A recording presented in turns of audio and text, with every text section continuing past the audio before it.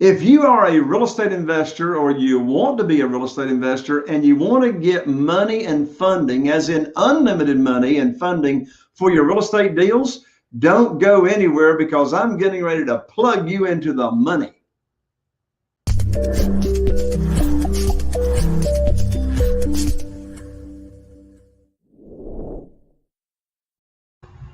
Well, hello and welcome to another episode of Real Estate Investing with Jay Conner. I'm Jay Conner, the Private Money Authority, and also the host of the show here today. I want to give you a special welcome, especially if this is your very first time joining us here on the show. On the show, we talk about all things related to real estate investing, from single-family houses to commercial to land to self-storage to you name it. And if you've been tuning into the show, you know that I've had amazing guests here on the show, and today is no exception. But before I introduce my very, very special friend and guest, I've got a free gift for you for just tuning in here on the podcast. I just recently released my brand new book, which is titled Where to Get the Money Now. Where to Get the Money Now. And you can get this book for free. The subtitle of this book is How and Where to Get Money for Your Real Estate Deals Without Relying on Traditional or Hard Money Lenders. This book was just in the top on Amazon, but you don't have to spend $20 to get this book. In fact, I will send you the book for free. I am going to ask you to spend just a couple of bucks to be totally transparent for shipping and handling. But you can go to www.jayconner.com/book, B-O-O-K, and we will rush you the book right out. Again, that's jayconner, jayconner.com/book. Well, I am so excited today, folks, to have with me a very, very dear friend that I've known now for a number of years.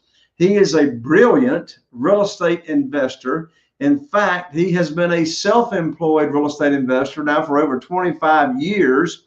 And he actually started this career way back at the young age of 23 years old when he read that way back then famous book called Nothing Down by Robert Allen.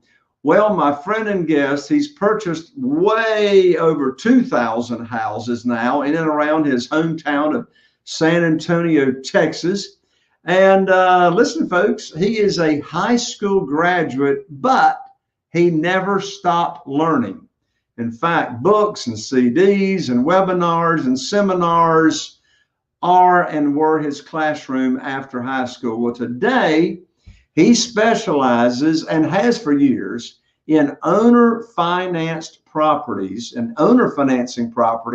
to people that have been left behind by traditional lending institutions.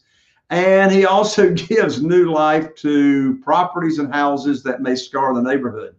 And I tell you, folks, this is going to be one of the most fascinating guests and experts that you have ever heard here on the show. You are about to learn a lot from my good friend, Mitch Stevens. Mitch, welcome to the show. Wow, no pressure here, huh? No pressure, Mitch, no pressure. How you doing? Hey, look, this guy looks like this. Can you just go figure?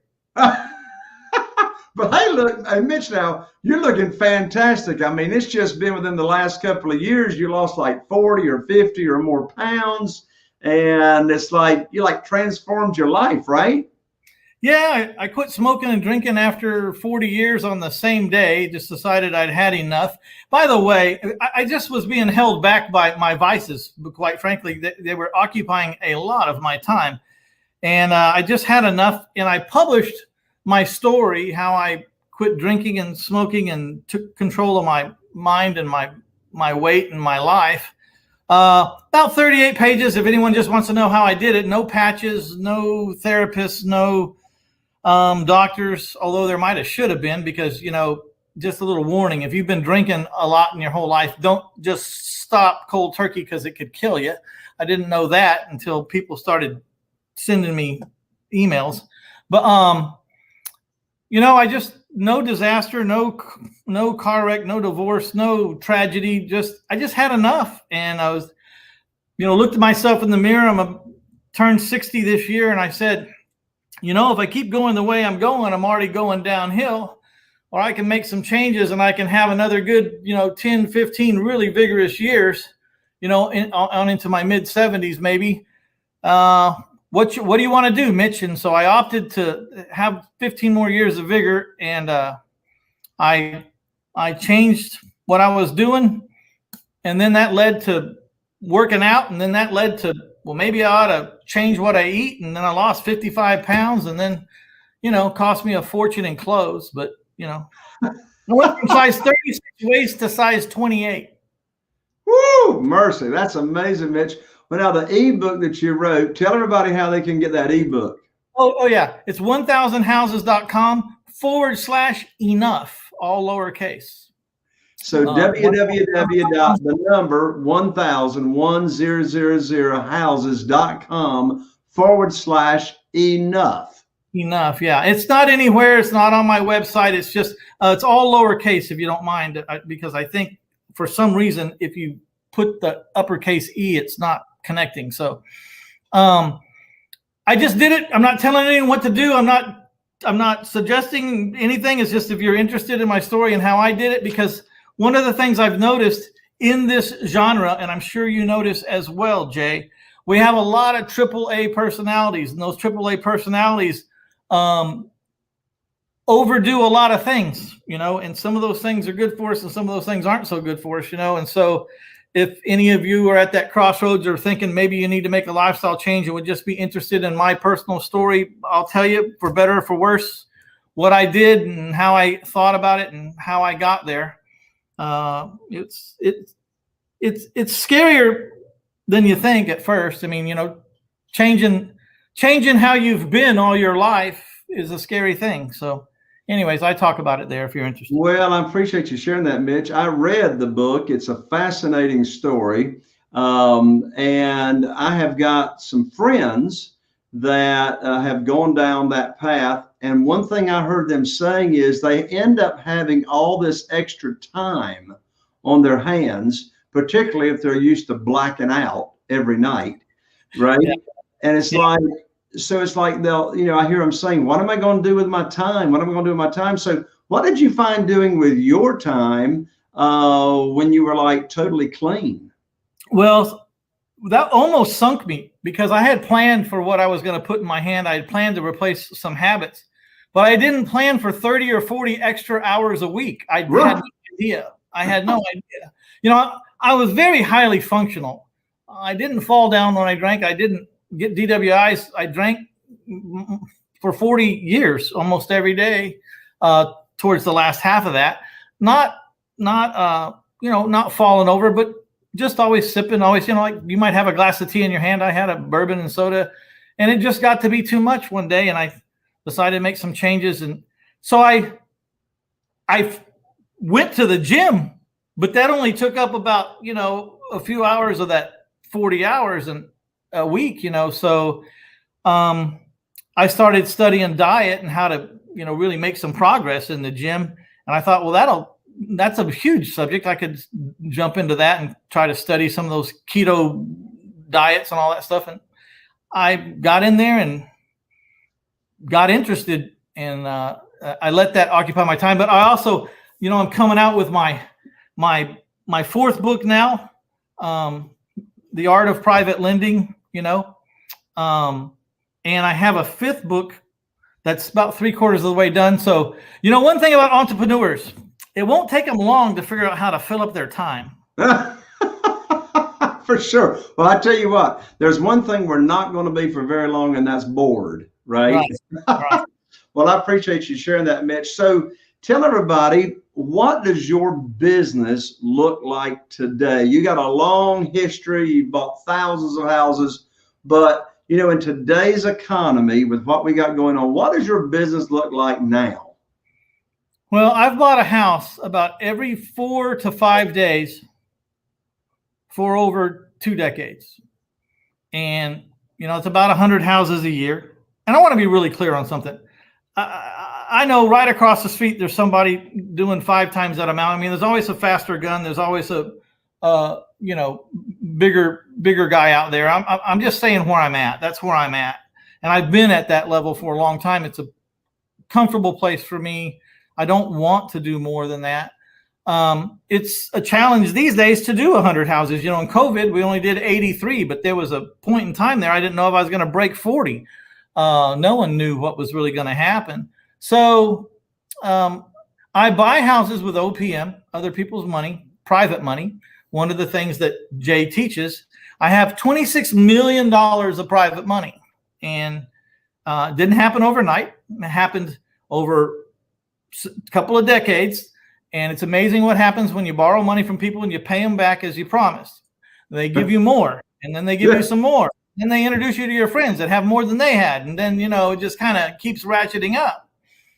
So in fact, I had so much private money that I had to start a private hard money loan company to keep it all out, because, just because you got access to a lot of money doesn't mean you go out and start making stupid deals. So I keep my underwriting the same. And then if I can't buy enough houses under that underwriting, then I loan it out to my competitors who found deals before me that are 50 cents, 60 cents on the dollar, and I'll finance them.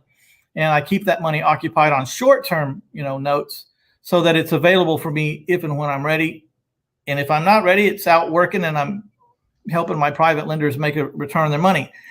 My money that I borrow is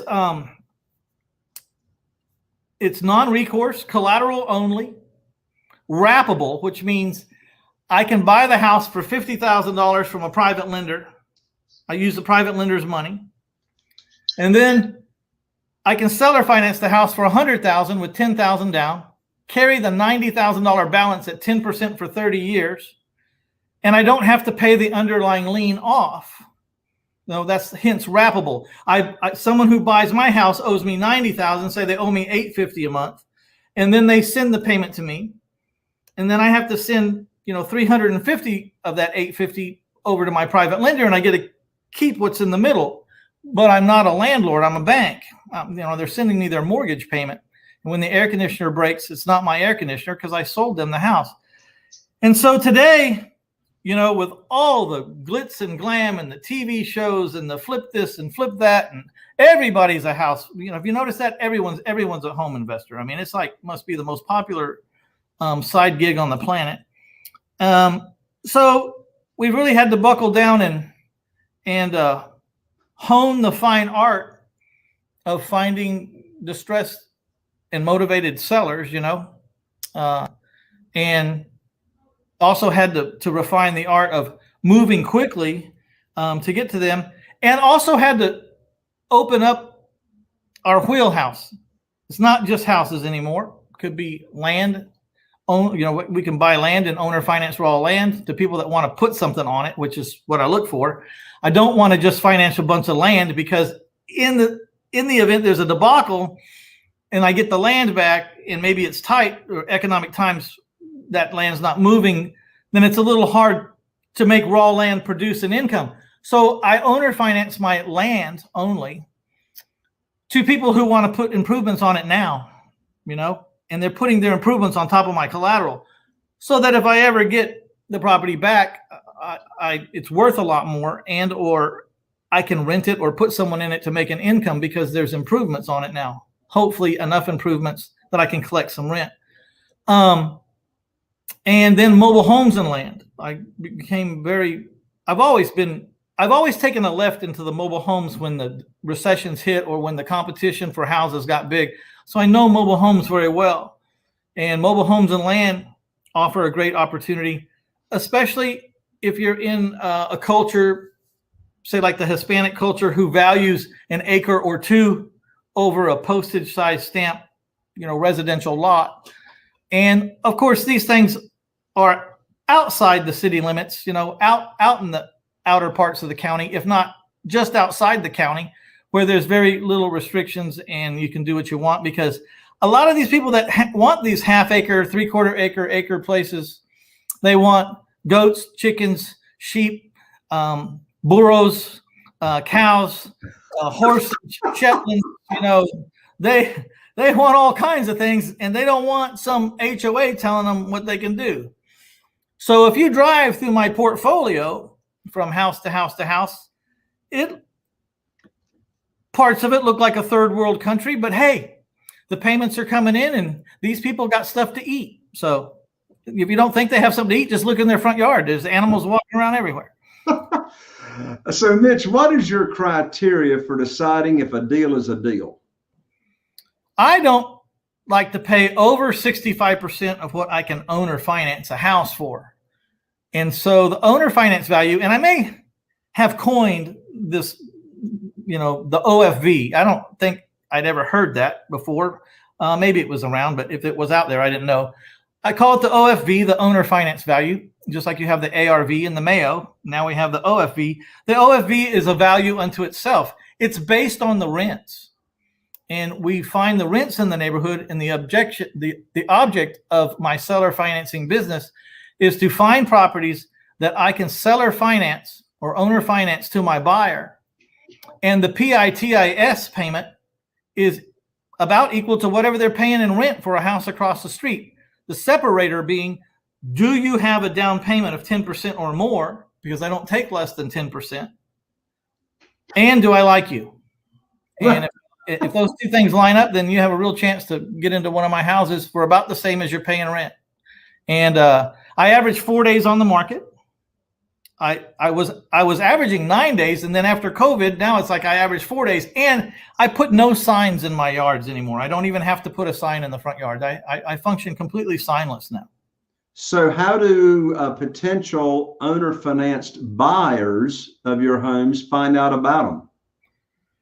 Well, for a long time, I would put 20 bandit signs around the neighborhood of the house that I had for sale. So I put 20 signs around the neighborhood. And then I put a sign in the front yard, and then they would call a LiveCom phone number, which I have a software company called livecom.com, LIVECOMM.com. And you buy phone numbers there that have a text distribution list attached to it. And if anybody calls that phone number from their cell phone number, then their cell phone number is captured by the system and put in the text distribution list. So here I have, 10 or 15 houses for sale. I got 20 signs around the neighborhood and one in the front yard. And when they call through LiveCom, you set up a recording that tells them everything about the house and trains them how to buy your house. You're going to need a $2,000 non-refundable portion of your down payment at the time you fill out the app. And it just coaches them how we do it and about that particular house. But we're capturing all those phone numbers. So right now, I have 10,000 people on that list that are interested in a seller financed home, and they want to know the next time I have a new house come into inventory. That coupled with, we send text messages to them telling them to go over to our Facebook business page where they can see the homes2go.net houses and all the inventory. They can meet the salesperson. We again drill into them what they need to do if they're going to buy our houses. And it's amazing because by the time people come to look at the houses, actually we tell them they got to go look at the house on their own. And if they're still interested, walk around the house, look through the windows, check out the neighborhood. And if you definitely have X down and you're definitely interested in this house from what you've seen so far, then call the number in the back window. So the only people that call my salesmen have followed instructions and have done, they've showed that they really want a house, because I'm seller financing people for 30 years. I don't want customers who might maybe want a house or kind of sort of want a house. I want people that really want a house. So show me you really want a house, do what I say, and call that red phone number in the back window. And, I invented LiveCom because I was getting 50, 60, 70 calls a day on the weekend. And my salespeople were just getting worn out, and they were giving out misinformation, and they weren't answering the phone after noon. And, it was just too much. So now the system delivers all the information about the house, tells them how to get qualified for the house, and then tells them what to do if they really want the house. Like, go look at it, load your family up in the car and go walk around, look through the windows and check out the neighborhood. And if you still want this house, and call that number in the backyard. So I got 10,000 people now, and about every quarter I'll send out, I can text these people for 2 cents per person. That's a direct hit. They've already raised their hand and said, I like your product. So for 2 cents, I can say, hey, I got another house. Click on this link and check it out. Or go over, now we drive them over to my business page. Go over to facebook.com/Casas Dueño a Dueño SA And I only advertise in Spanish, by the way. I have no English ads. Everyone in my organization is bilingual but me. And, you know, I text every quarter saying, if you're no longer interested in the house, get off this list by you know, sending the word stop back, texting the word stop back to me. And I still have 10,000 people. So whenever I have new inventory, I just send out that link to 10,000 people. And within 4 days, I've decided on someone and I have a contract. That's amazing, Mitch. It sounds like you sort of figured that process out the hard way. Well, everything's from necessity. I mean, my whole life, I'm not the smartest guy in the room. And anybody who knows me will tell you. And I really don't score well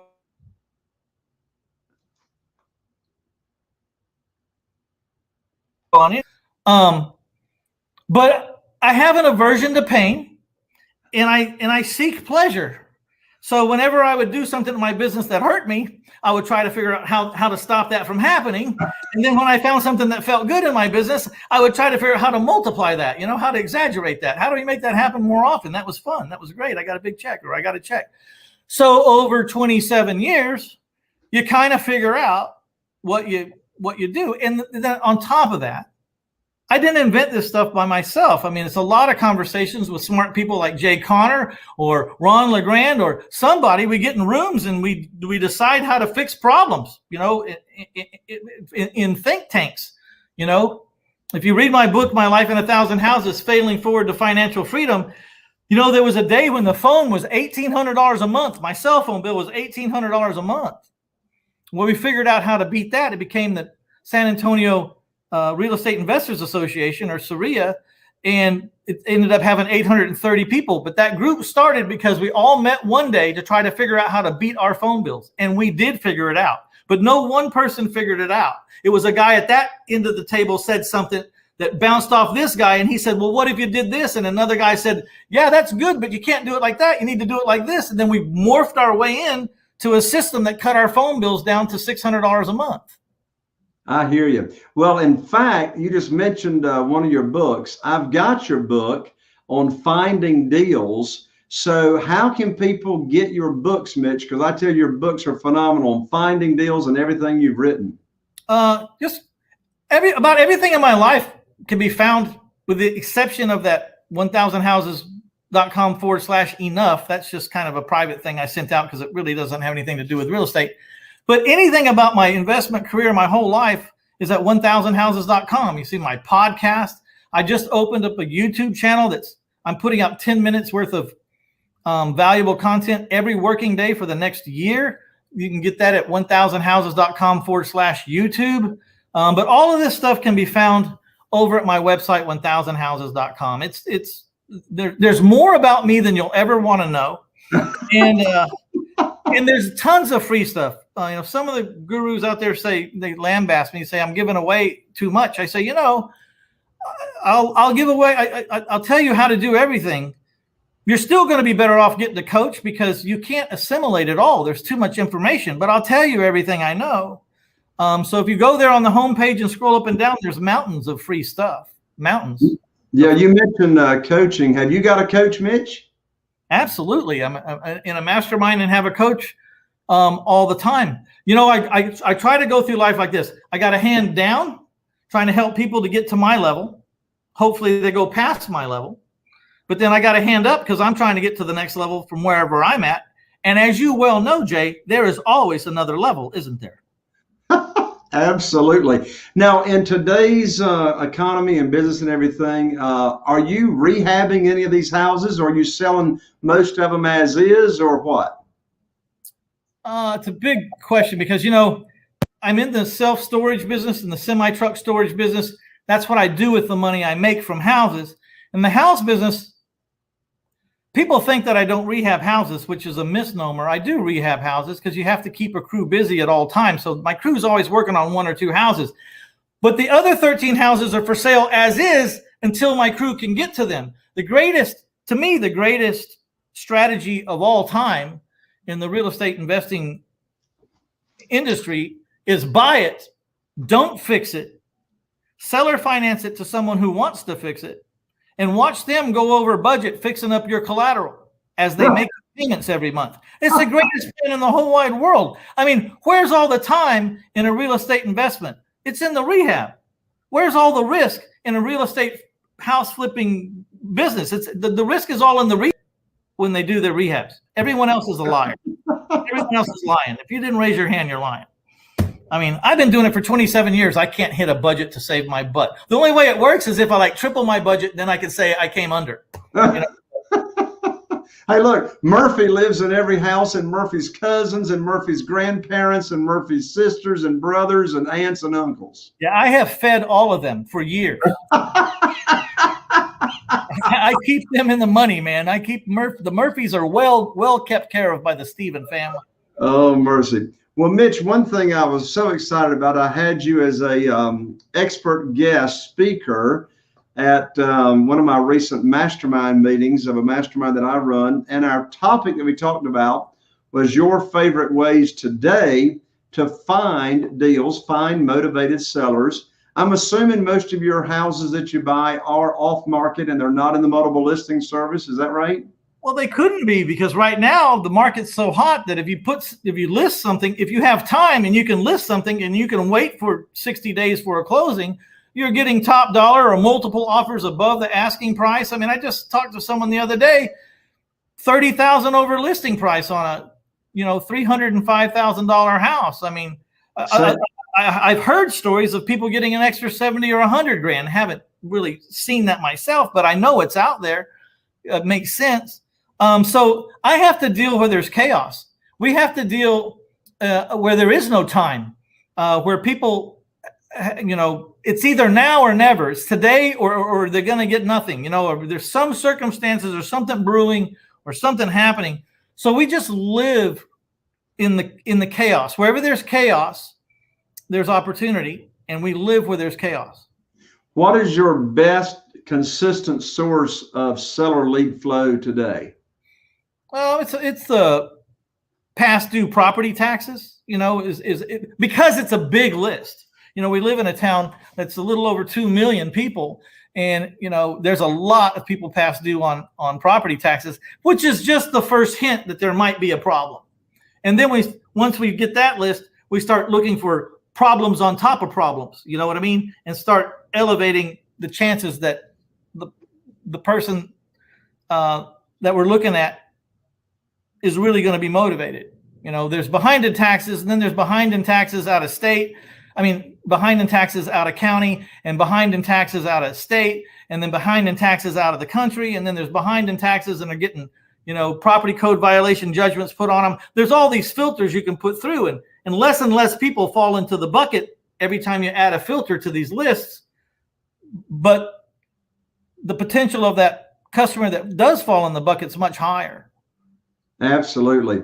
Well, listen, folks, this is a no-brainer. You want to get on over to www.1000houses, and that's the number, www.1000houses.com, and absorb and digest Mitch's information. He's got a phenomenal years of experience on doing this business. And Mitch, I am sorry to say we're near the end of the show here, so parting comments, my friend.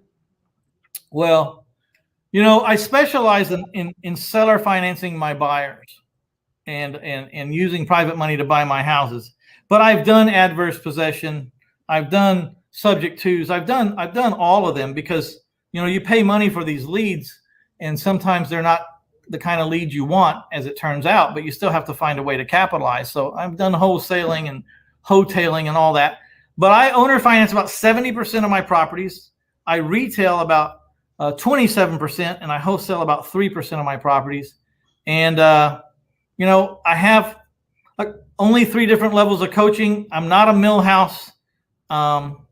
It's all over there at 1000houses.com. You can see what I have to offer. And if you're the kind of person that's figured out, you're going to pay the street or you're going to pay a coach. It doesn't matter how much they put in the book. It doesn't matter how much they give away, or they can give you everything they have. Until they become routine to you, you're going to make mistakes if you don't have a coach with you. And so you're either going to pay the street or you're going to pay a coach. And paying a coach is a lot less stressful, and is probably a lot cheaper. I know that my education from the street, and I like to tell people I graduated from La Calle U, that's the street in Spanish. It cost me a friggin' fortune, more than Harvard, and it's, you know, it still charges me when I make mistakes. So always find the right coach when it's time, and it'll save you a lot of money. That's for sure. Mitch, thank you so much for joining me today. I appreciate you so much, my friend. I really do. All right. I appreciate you having me on, Jay, as always. All right. Well, there you have it, folks. Another episode of Real Estate Investing with Jay Conner. I'm Jay Conner, the Private Money Authority, wishing you all the best. And here's to taking your real estate investing business to the next level. I'll see you on the next show, Real Estate Investing with Jay Conner.